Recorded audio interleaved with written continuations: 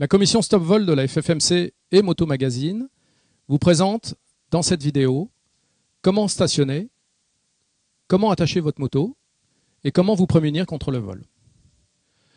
Donc ce qui est important quand on gare sa moto pour une course, une heure ou une nuit, c'est de l'attacher dans un endroit bien éclairé.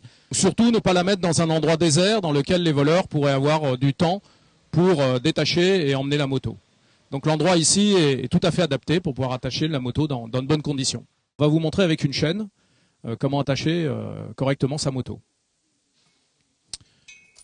Donc il faut vous rapprocher du point fixe et puis ensuite passer la chaîne à l'intérieur de la fourche, dans le bâton de la fourche, et puis ensuite venir prendre le potelet ou le mobilier urbain qui a été prévu à cet effet.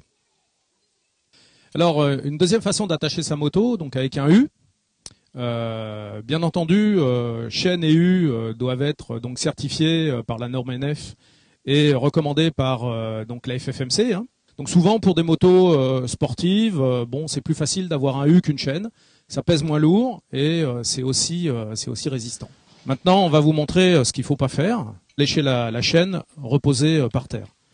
Puisqu'à ce moment-là, on peut soulever la moto et l'emmener, voire casser le U de la chaîne directement sur le sol. Autre solution pour attacher une moto, donc c'est le bloc-disque.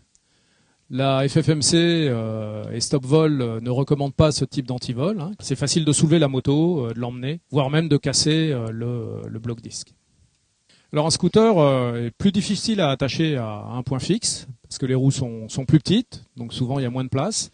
Par contre l'avantage c'est que la chaîne est transportable dans le coffre. Donc il vaut mieux avoir une chaîne et un U, et donc ça permet d'attacher la chaîne et le U sur la roue et sur le point fixe. Sur certaines motos, si vous avez un U que vous mettez simplement sur les rayons ou sur le bâton, en fait, en venant bloquer le U bien comme il faut le long de la jante, en fait, vous pouvez continuer à tourner la roue de la moto. Donc là aussi, ça permet à un voleur de pouvoir transporter la moto. Donc c'est toujours important de bloquer votre U dans la fourche et dans les bâtons. Vous avez pu voir dans cette vidéo les conseils de la commission Stop Vol de la Fédération des motards en colère. Nous sommes à votre disposition pour répondre à toutes vos questions. Au revoir et à bientôt.